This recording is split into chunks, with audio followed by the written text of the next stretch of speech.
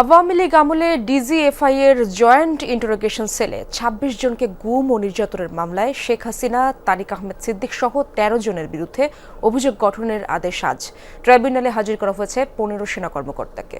আন্তর্জাতিক অপরাধ ট্রাইব্যুনাল ১-এর বিচারিক প্যানেল আদেশ দেবেন আজ। এর আগে অভিযোগ গঠনের শুনানি শেষ করে রাষ্ট্রপক্ষ। আসামি পক্ষের আইনজীবীরা অভিযোগ থেকে অব্যাহতি চেয়ে শুনানি করেন। এদিকে র্যাবের টিএফআই সেলে গুম ও নির্যাতনের মামলায় শেখ হাসিনা, তারিক আহমেদ সিদ্দিক, আসাদুজ্জামান খান কামাল সহ ১৭ আসামির পক্ষে শুনানি করবেন তাদের আইনজীবীরা। এ মামলায় ৭ আসামি পলাতক রয়েছেন। এদিকে রামপুরায় ২৮ জনকে হত্যা মামলায় লেফটেন্যান্ট কর্নেল রেদওয়ানুল ইসলাম সহ ৪ জনের পক্ষেও আজ শুনানি করবেন তাদের আইনজীবীরা।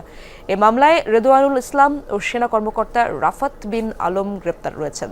বাকি ২ আসামি পুলিশ কর্মকর্তা পলাতক। আশুলিয়ায় ৬ মরদেহ পোড়ানো ও ৭ জনকে হত্যা মামলায় তদন্তকারী কর্মকর্তার সাক্ষ্য গ্রহণ হবে আজ। তাদেরকে নিয়ে যাওয়া হচ্ছে, তাদেরকে সকালে আজকে